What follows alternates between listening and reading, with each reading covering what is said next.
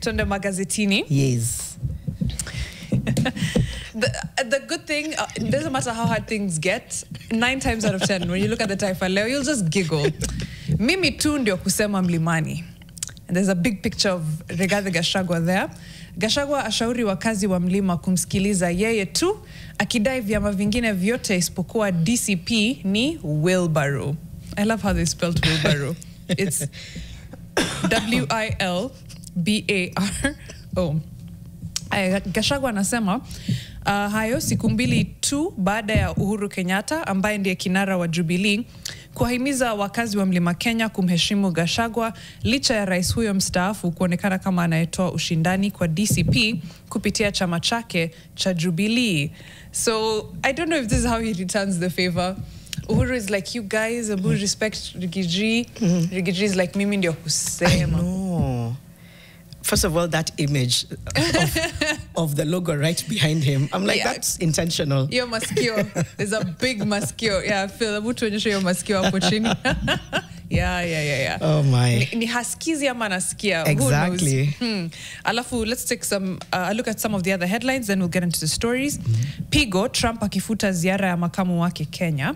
Haya, hii ni baada ya Trump kusema hata hudhuria kikao cha G20 Africa Kusini. So is it the continent that's being blacklisted? Or just the region? Or just the... I don't know. Hey, okay.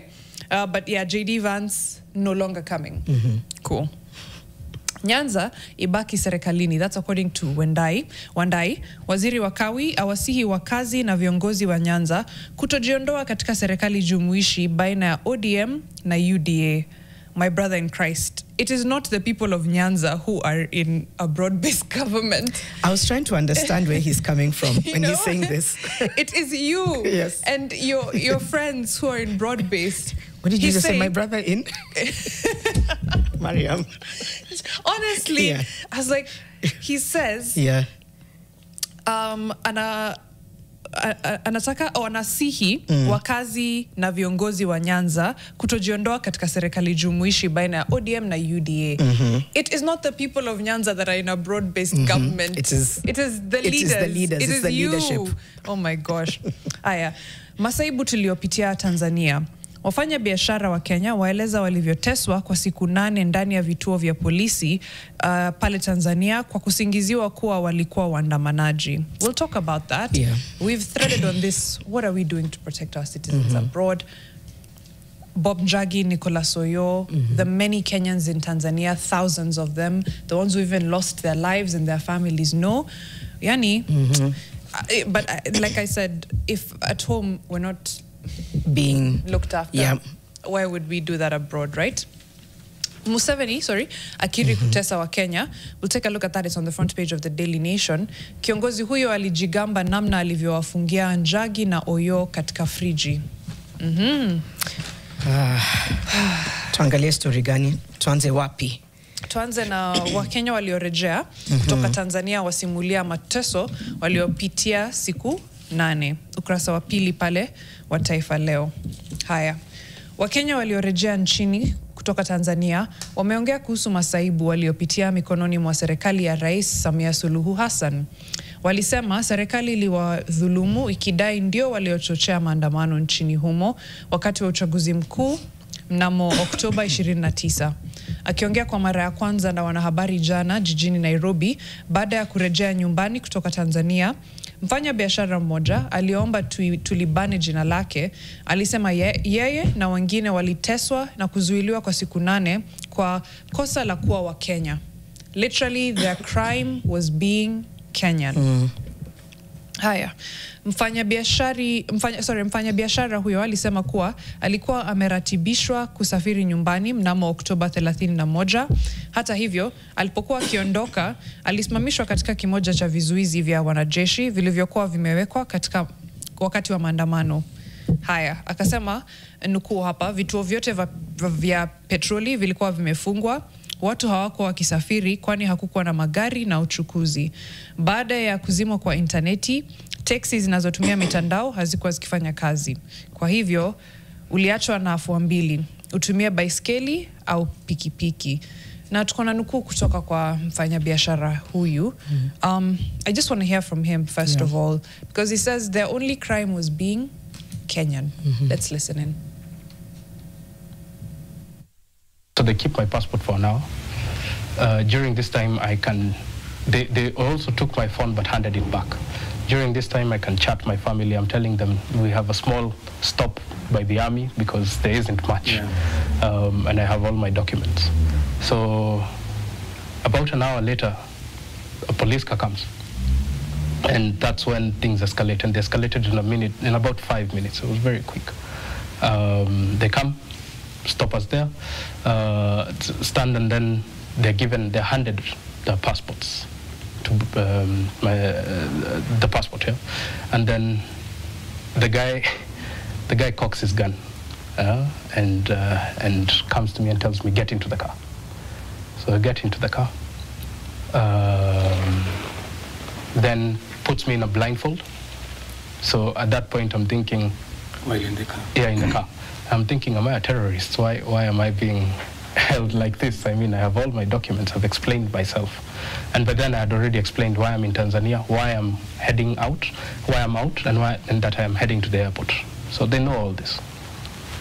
Anyway, next we're taken to a police station, during which period we asked to frog jump into the police station, which was rather interesting. And after being taken to the police station, that's when a bit of the beatings were given. So you're asked, lala kifudifudi, so you sleep flat. They beat you up. At that point, they're beating everyone up. You don't even understand why you're being beaten up. They take us to the CID's office. The CIDs are more than happy to see that it's a foreigner, more specifically that it's a Kenyan. So they all stop their work and come to see. And much later is when you learn that the news that had gotten to the police station was that there are Kenyans who were part of the protests who are running away. Right? That's the news that was shared back.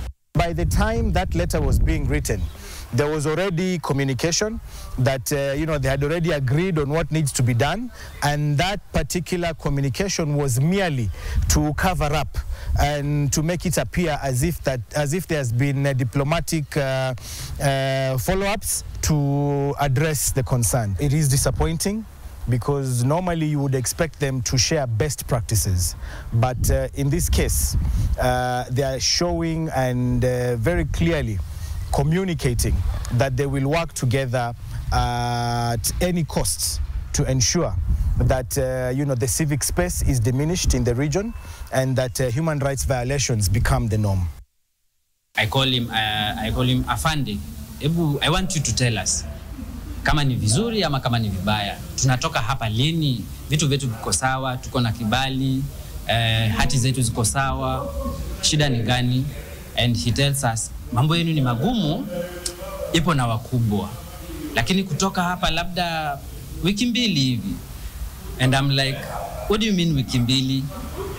What are we being charged with? What is our mistake? Because in my head, I know that, okay, wiki mbili how? Because tomorrow now it's on Sunday. Tomorrow is on Monday. So in my head, I knew on Monday, we are definitely going to be presented in court.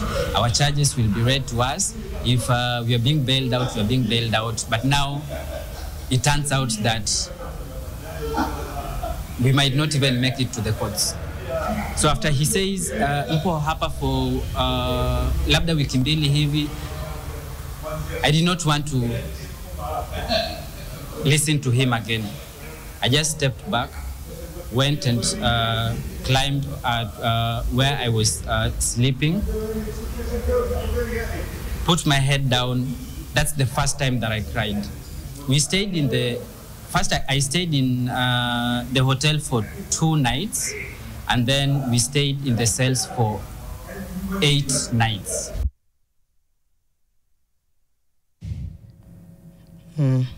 That is what Kenyans in Tanzania have been going through. We've heard from 2 Kenyans who were in Tanzania around the election period, who were essentially arrested without cause, even after, presenting all relevant documents. One was arrested while trying to exit Tanzania. He had a flight booked for October 31st, gets to what looks like a routine police check, and they see the passports, and suddenly they're calling for reinforcements. And he ends up, in jail, being beaten. Same for the second one, ends up in jail. How long? What am I being charged with? Mambo yenu ni magumu, iko na wakubwa. That's what Kenyans are going through. Sina comment. I think I've ranted about this enough. And we could already tell that there was a big lapse in protecting Kenyans in Tanzania when these elections were happening, because there was really nothing happening. There was no call, there was nothing being done by the Ministry of Foreign Affairs to secure citizens, except saying that Kenyans who want to leave Tanzania are free to leave, because clearly, transport was regular and everything was normal and the internet was on. So if they just wanted, they could book a flight or take a bus and just leave the country, It's incredibly callous. It is. And I think, like we said at the beginning of this show, is what's happening in the region. Another huge issue with what we've seen these people go through is the rise of xenophobia, and I think that needs to be discussed. And I think rights groups have already been sounding the alarm of xenophobic attacks towards Kenyans. And I really hope that as a region, we don't turn on each other because our leaders are gaslighting citizens of various countries. But these are xenophobic attacks. This is xenophobia in its plainest form. And the fact that you don't have government-sponsored xenophobia. Government-sponsored, that's the worst kind, is, starting by saying, ni wageni ndio wameleta hii. Of course, it will trickle down to why these men went through what they did, and the Kenyans, and hopefully we'll get as many of them to safety. But what happens for the ones who remain there? What happens to those who are, even if we do it the other way around, Tanzanians who are here, Tanzanians in Uganda, Kenyans in Uganda? The region cannot now start being taken into this side of xenophobia. It can also fracture what we could do together as a region, as people, as rights groups. Very true. So that is a huge concern. And then we go from Tanzania to now Uganda. And then as much as that story is was on page 3 of the Taifa Leo, I think let's just cross over to the Daily Nation, where it says, abductions, how Museveni caved in. Admission, Ugandan authorities had denied knowledge of the whereabouts of the abductees.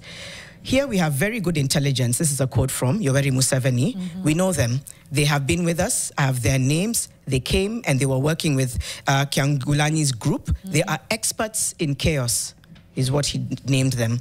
Now, the front page there, experts in that doesn't exist. It's not a title. Activists Nicholas Oyo and Bob Jage during a press conference at the JKIA on Saturday upon their return to the country.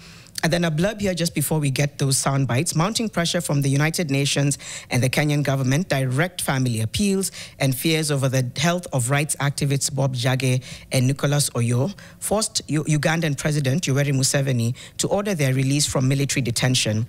On Saturday, Mr. Museveni admitted that he had the duo arrested and detained, even as he bragged about the effectiveness of his country's security apparatus.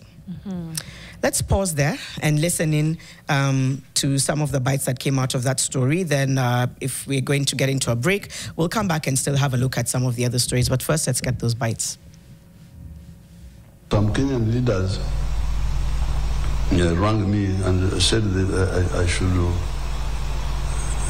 hand them back I should either put them in jail here or hand them back. So we are going to... But you could see, we are monitoring all of them. They all have connections with foreign countries, foreign groups funding them. We got 2 Kenyans whom we arrested. They came. They were working with the Kyagulanyi's group. That they are experts in riots. Of course, with our very good intelligence system, we picked them up. And they have been in the fridge for some days. They've been trying to do it for a long time. So we picked them. And then after some time, they will release them. It's no problem at all. I want to ask President Museveni and President Samia Suluhu Hassan, if you get any busybodies activists who want to destabilize the sovereignty and the peace and tranquility of your country, finya hawa, warudishe nyumbani tuwamalizie. They have been kept by the military in Uganda for this, under the Special Forces Command. We're going to release more details to you in a short while after we get some medical attention. We've not been eating for about 14 days myself. I've been fasting. It's been very difficult. It was something that we are going to talk about. At this point, we don't want to say much because we have to go for some medical attention a bit. We are traumatized, but we are happy to be home. You know, let's go on a quick break and let's come back and interrogate that very callous remark that was made by Samson Cherargei. Yeah, let's take a break. It's coming up to 6:30. This is going to form a big part of our conversation for the next half hour, into the next hour as well. So let's come back and take a look at more stories and then head into that interview soon. Stay with us.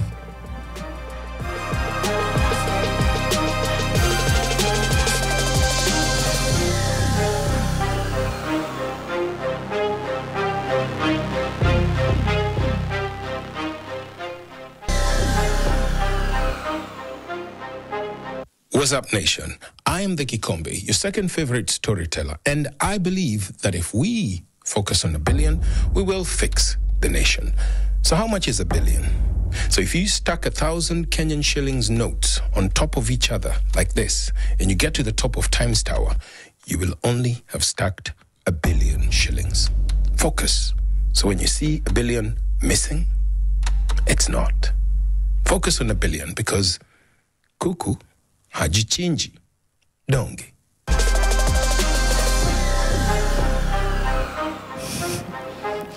Donge. Donge.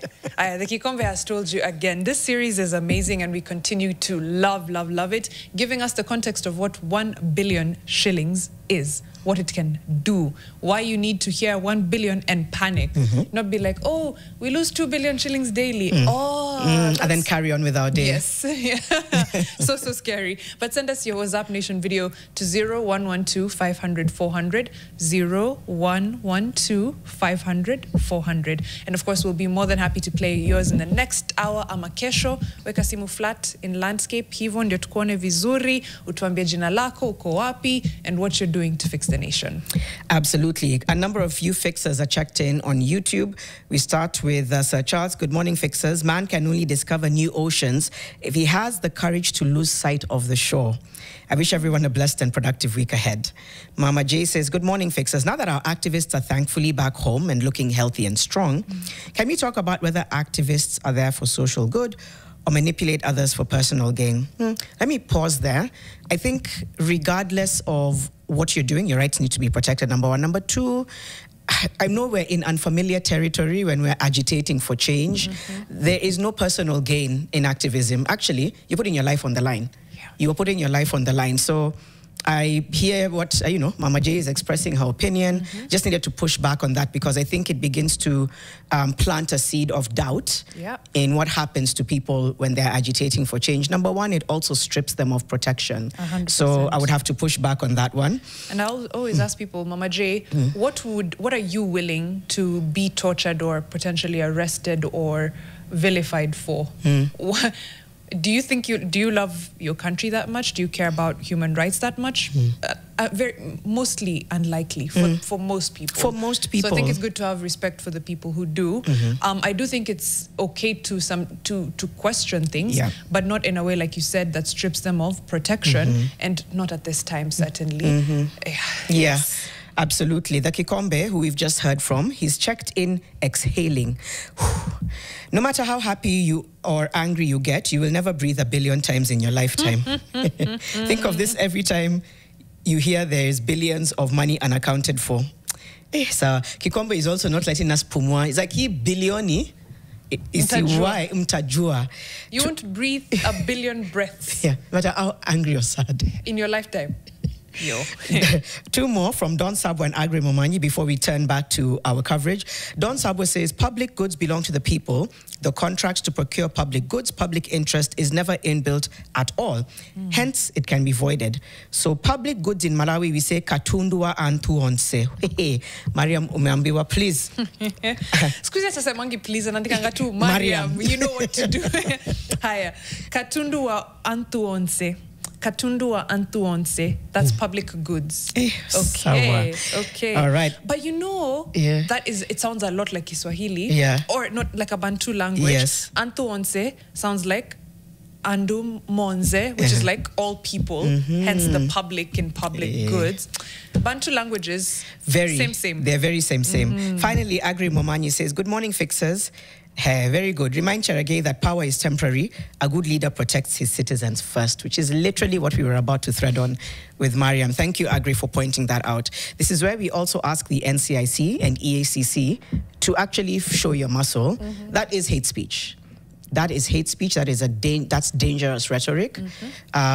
First of all, even standing in support with what's happened to the activists and then saying, wakirudi tuwamalize. That is hate speech. So I really hope we're beginning to take note of that. And as Agri Momanyi said, power is temporary. We need to be thinking about protecting our citizens first. Mariam literally said it at the beginning when we were doing the dailies. We're not even protected at home. So it makes it easy for some of these leaders to make such callous remarks, to say even when they come home, we can't guarantee you that they'll be protected here either. And I think the three leaders, Yoweri Museveni, Samia Suluhu, William Ruto, are showing their citizens that you're not safe here, you're not safe out there. I don't know what the EAC stands for now, because this is going to compromise trade, business, diplomacy. I don't know where they'll start, but probably word to the wise is you start by understanding that your citizens matter, that their safety and life matters. Everything else is secondary. All the other things, the trade we do, the diplomatic ties we enjoy, how does that make sense if your citizens are not protected, if they're dying, if they're being tortured? Everything else is secondary. I completely agree. Also, Agri is completely right when he say that power is temporary. I think people think they'll be in power forever. These statements, these abductions, these killings, the corruption, it'll have its day, by the way, in court. I think there's the idea that people really do think they'll be in power forever. Hey, it's fleeting, it's temporary. The wheels of justice are slow, but they grind. They catch up. We'll come back to take a quick look at some of the other stories on the dailies, but just as we wind up on that, you think about, I'm a history lover. I think I could do better with quoting and understanding, but I consume it a lot. Please, No. Hey. You know, the Latif comes here and gives us the entire syllabus of Sijui Kanu. You know what I mean? Like him, he's... No, but like, kila mtu na njia yake, you know? This is true. As we're all lovers of history. We're all lovers of history, But... just drawing comparisons. And I've been having very interesting conversations, even with my kids, till the other one had to say to me, I'm triggered. The young one, because I teach them about saying when you're triggered. And I was like, Pole. But I realized, I was like, even in you being triggered, you have to understand that this is what's happening in our region. Because I was talking to them about what was happening from World War II, then what was happening in the 70s in Uganda. You know? Yes, and just all of the heart-wrenching things that people had to witness and go through, what was happening in the torture chambers, the Nyayo torture chambers. And even as I was talking to them, the older one consumes a lot as well. At some point when the younger one said this is triggering, I did say, I'm really sorry, I'll try to edit out part of what I tell you. Then I came back and said, but understand that we're living in a time when what was happening and what I've told you about is happening now. Some of it is taking a different form, but we are living in a time of authoritarian leadership. You just need to be aware, right? So I'm not sure where I was going with that, Mariam. No, it's intentional parenting. Yes. Because if we don't learn from our history, we will repeat those mistakes. We won't see the patterns as they happen. We won't see the red flags. So it's intentional, which is good because then your sons, when they are of age, also become incredibly like lights on about things like this, and they're able to see those patterns. They're able to see red flags, or they're able to just champion for what is right, whether it's they choose to do it in their lives, in their small spaces, or at a bigger scale, whichever way they decide to go. It's because a foundation was laid, which is what you're doing right now. That's a powerful way to say it. And I think a lot of folks are doing it. Yeah, I think a so. lot of parents of Gen Alpha and to some extent-ish Gen Z. Yeah. Yeah, they are doing the Lord's work of just saying, to see why Rudy Hapa, please.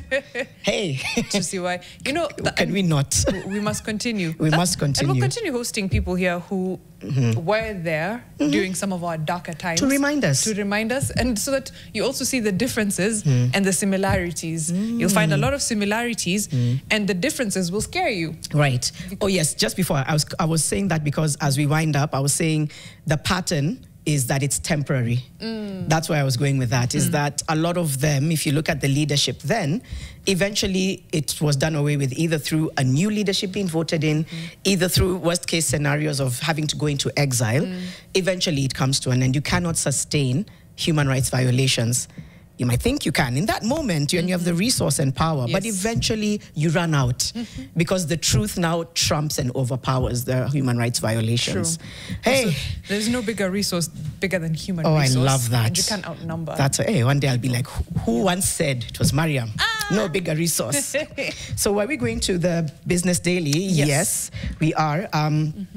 If at some point, we'll see whether we can talk about you know, what the KEFSHA chairperson, Fuad Ali, said when he was addressing the press yesterday. And he said more than 15,000 primary school head teachers have converged in Mombasa for their annual conference demanding urgent government action to address persistent infrastructure gaps and uneven teacher deployment ahead of the critical transition to senior school under CBE. That story is on page 6 of the Daily Nation, and we'll probably do a deep dive this week. But again, sounding the alarm, even as in an interview with President William Ruto yesterday on Al Jazeera, there's a section where he says all is well in education. So you just do the side by side. Side by side. Business Daily. BD. World Bank's new conditions freeze a 96.9 billion shilling loan. Okay. That the multilateral lender wants measures to cut budget deficit. Loan disbursement was expected before end of June. I think we've spoken about this frozen loan. Kuna pesa yetu imekwama mahali, allegedly. Kuna loan yetu imekwama mahali. I think the allegedly is pesa yetu because it's a loan. Si pesa yetu, you know. We'll take a look at that story, but just a look at the other headlines. Safaricom raises stake in Ethiopian unit to 53.3%. Safaricom has disclosed it increased its stake in the Ethiopian subsidiary to 53.37% from 51.67% after the conversion of a shareholder loan into equity. In the 6 months to September, shareholders of Safaricom Telecommunications Ethiopia completed the conversion of a 2.3 billion shilling loan into equity, contributing to the rise of Safaricom's ownership. The partners also injected a further 12.6 billion capital into the subsidiary in the same period. So lots of investment into Ethiopia. And I think the Ethiopian subsidiary, I would call it, or, you know, it's doing quite well. I'll look at the ticker headlines quite quickly. Student loan defaults hit 380,530 as HELB cash woes deepen. The number of former university students who have defaulted on HELB loans increased 40% to 380,530 in the year to October, with elite professionals topping the list. Now, that's incredibly worrying. I do wonder, whenever they do amnesty programs for things like this, or penalty-free, you know, things like that, people do tend to show up. For example, if it's land fees, things like that, when the National Housing Corporation or county governments are saying, we're waiving penalties, and so come pay whatever dues you owe us, minus the penalties, you will see a lot of people come and they'll make a lot of money. I think maybe HELB should perhaps take the same approach. I see what you mean. Okay. Dutch firm grants 8 billion shilling cut to water prices in coast. A Dutch investment firm has agreed to provide 63 million shillings, dollars actually, to help lower water prices from a PPP-backed project that targets Mombasa and Kilifi counties. Wait, isn't this... Weren't they having water issues last week? Yeah. Wait. Okay. I'm trying to see whether it's a coincidence or a reaction. So, Jano, I hear you. Yeah. And to be honest, I don't know. Okay. Sometimes I do feel like the timing of these things is very... It is just very interesting. Yeah, it's very interesting. Yeah. Because suddenly you experience a problem and then someone comes like, oh, I've got a fix. This is very strange. For context, last week, hotels in Kilifi, Watamu area were experiencing water shortage, and a lot of them actually said that they're going to go on strike. Something that I don't know that I've heard of as somebody who's been coastside half my life. Maybe it did. I don't want to say for sure, but it is a huge deal. It's why it was a big story. Yes. Because tourism and hotels rely largely on ensuring that there's water supply, electricity, for there to just be a comfortable experience, and that you'd expect that there would be backup to ensure it doesn't happen. So there's a big story. And literally less than a week later, okay, I'm putting a star to say tutarudi hapa to, but carry on, Mariam. You're giving us the ticker headlines. Yes, no, I hear you, because suddenly the lights go out and then, oh, you know, all of a sudden, no. Or you say that we have power rationing and then, load shedding, and then all of a sudden, it's a blackout here, a blackout there. Okay. I see what you're saying, but we'll get the timing and see, you know, which preceded the other. The other, right. Okay, state eyes 15-year bond for 390 billion SGR Malaba line. The government is targeting a mega 15-year bond of 390 billion for the extension of the SGR from Naivasha to Malaba, signaling China's unwillingness to fund the project. What China wamesema, miss me with that. Interesting. I think it's probably because they have missed revenue collection targets with the SGR as it is right now, by and large every year, whether it's from cargo or from tickets. So it's like, why would we then go further to extend this SGR line? And this is even, you know, like we need to do honest feasibility studies, because even after people were basically forced into using the SGR for cargo, almost forced, you know, still not making the numbers that they needed to. So it begs the question, who did the feasibility study and said this was a good idea, it'll pay itself off in this many years? And I wonder whether, because I would think it's something that could pay itself off. It's a service that is needed in a big way, whether it's by people, whether it's for cargo. And so beyond the feasibility, which you make a really good point, what are the other gaps that persist that, you know, they end up falling short? Very true. Oh, that's a great question. Yeah, because I've seen anecdotally, by and large, I think people are saying it works. But of late, I've seen a lot of people casting doubt on whether it's the service, and maybe whether that's deterring the numbers from being where they should be. You're right, it would be very interesting to unpack. The price. Increasing the price, there you go. Yeah. So yeah, feasibility-wise, I would think, yeah, maybe the vision was this will work. But also, you've asked a good question. Was there actually a proper feasibility study done? Number two, what are the other gaps that persist? True. And the cost of it, because maybe had it been cheaper, it would have been easier to recoup the cost. I remember there was a lot of questions around how much it cost to construct the SGR. Could it, and comparing even numbers with higher speed rails from across the region, and they seem to be getting a much better deal with newer technology. So all those questions abound, right? Before we close the Business Daily, this is Carol Musyoka on Intelligence Today. As a founder, a family constitution could be the most enduring part of your legacy, ensuring your business is preserved and grown. What is a family constitution? Interesting. Kama lazima tujue, sindio? Yeah, the curiosity has gotten to us. Page 9. Oh, a lesson from Tuskies. Family constitution lesson from Tuskies.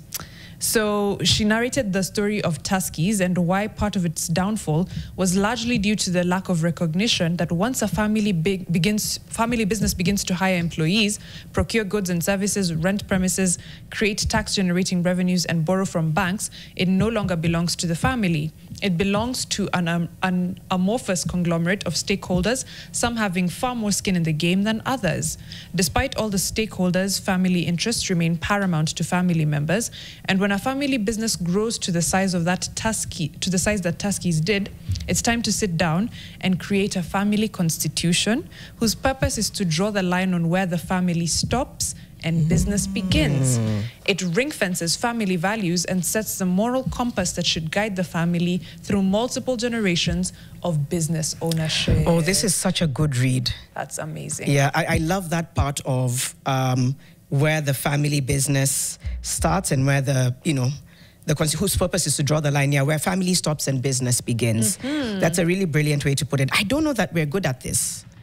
Again, blanket statement. Let me rephrase. Unfortunately, the ones that hit the headlines are the ones where maybe there was no family constitution. Right. When you think of all the major supermarkets that were started as family businesses and then have ended up closing down for one reason or the other, it usually starts with squabbles, internal squabbles over who's taking over, who's making more money, who's doing this, right?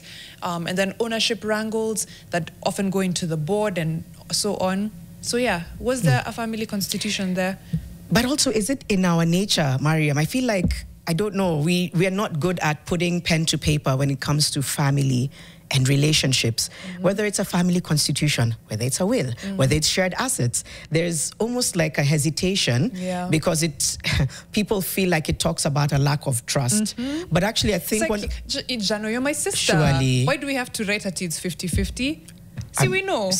We know. That's what I'm saying. I feel like this is something that bedevils a lot of businesses, relationships in our country. I can't speak for broader to other places, but it's not in our nature. And how do we then normalize and make it land that it's actually the healthier thing to do is to make sure that it's on paper. Oh my. Yo, that's that one. See for tricky. Yeah. Before we close, the Business Daily specifically, World Bank's new conditions freeze this 96.9 billion shilling Kenya loan. So, the World Bank has issued fresh conditions on the narrowing of Kenya's budget deficit before unlocking a frozen $750 million loan, which equates to 96.9 billion, setting the stage for possible tax increases and austerity measures. The Treasury says Kenya has yet to agree on additional measures to reduce the budget deficit, delaying the disbursement of the loan that was expected before the end of June 2025. President William Ruto's administration has been struggling to narrow the fiscal deficit and govern under a heavy total debt to GDP ratio of around 2/3, well above the 55% level considered a sustainable threshold.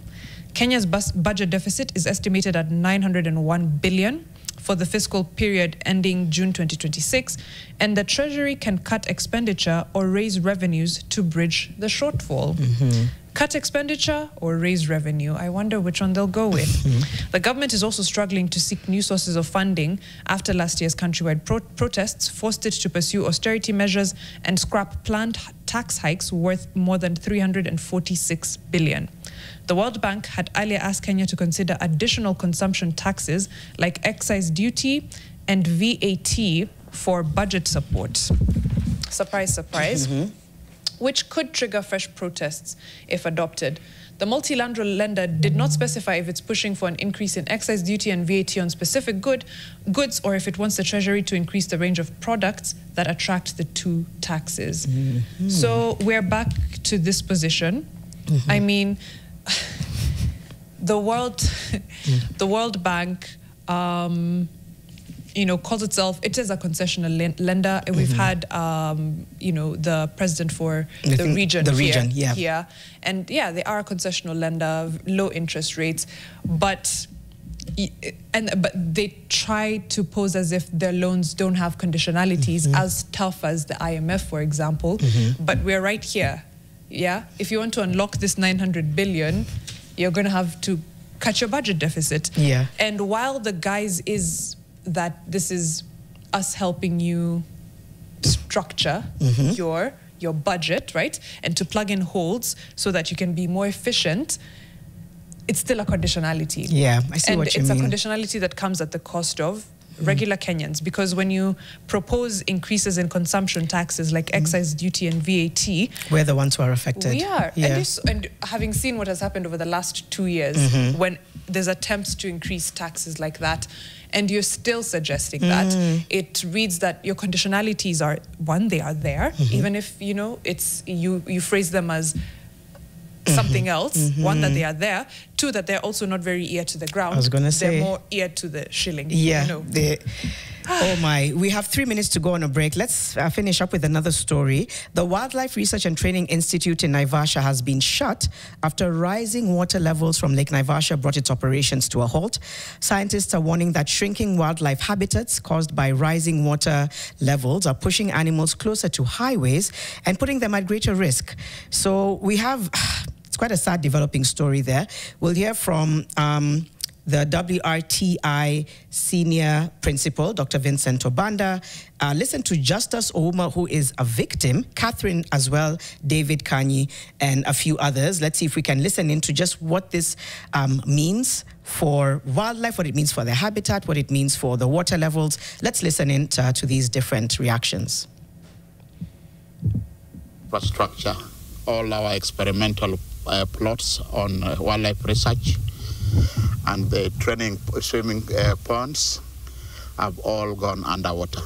The water has risen to levels that we've never seen before, and it has forced us to close it. We are now engaging with the Kenya Marine Fisheries and Research Institute to see if we can use some of their ponds to salvage the fish fingerlings that we have there, because theirs is a bit on the higher side. Unainua kitanda juu, unaweka mawe chini, inainuka juu 1 meter. Sasa unakanyaga ndani ya maji, unapanguza miguu, unalala juu ya kitanda. Kupika nayo unaweka mawe juu, unaweka mawe chini, unainua meza juu, so kwa hivyo unapikia juu ya meza. Hata naambiwa na serikali ni hame. Nashindwa na hama naenda upande gani? Kwa sababu hata nikihama nikienda mahali na naenda, sina vitu ya kwenda kuanza nao maisha. Imebidi nikakaa kwa mtu ambaye ananisaidia kwa ajili ya kujiandalia maisha ya kesho. Sasa hii maji hatujui itarudi lini. Inaweza kaa hata for 1 year. Na familia zishahama zote, tenants washahama, mifugo zimehama, so huwezi kaa kwa maji. Last yenye ilikuwa hapa ni 2020, haikuja na hii speed. Ilifika eneo la pipeline, haikupita hapo. Ya pili kuhappen namna hii ni 2022. Ikadri tu phase 1 kiasi kidogo tu. Sasa hii imekuja na fujo, almost 3M and above. Zimeenda hivyo kwa maji. Kwa sababu hizo ni materials, land yenyewe another 3M. Tungeomba serikali ya county na serikali kuu watafute majina ya landlord na wale ambao wameathirika, ambapo ni wale client wa landlord, wachukuliwe majina na waweze kusaidiwa hao watu moja kwa moja. We have candidates here who are doing their Form 4 exams. They are living in this kind of condition. I want to request all the well-wishers who can accommodate them in their homes. Tafadhali tuepushe kukanyanga hii maji, because what is happening is kuna watu wameanza kureact na kufura miguu na hiyo vindonda zinatoka. Kwa hivyo tungangane tusianze kukanyanga hii maji, even taking that water. Lazima ukunywe hiyo maji ama upike nayo. Lakini sasa ukiosha vyombo na hiyo maji tunachota, hiyo maji imemix na kinyezi na nini, tafadhali kuna maji pale imetengenezwa. Kuna kioski ya maji imewekwa pale na Naivasco. Na hiyo maji hawalipishi kabisa, wanapeana for free. If you look at the meteorological explanation that it is the increasing rainfall, it defeats the explanation how all these areas, different ecological zones, could have the same levels of rainfall. We have been observing it from August up to now. We have seen it steadily expanding at a rate of 30 meters per month. This needs to be a way bigger story, and I think we need to, at some point, have a conversation around it. A little pushing back there by asking people to take in residents. That's who we are, but as people who are supposed to plan, I think this body can do better, but we need to have that conversation. It's now coming up to 7 a.m. In the next hour, we speak to Richard Onyonkas, Senator Kisii, and talk about the shifting sands in politics and some of the things he has said once in a while that really make him, I think, in some ways stand out. And he says what he says. But let's see what he can share with us in just a moment. It's coming up to 7 a.m. Stay with us.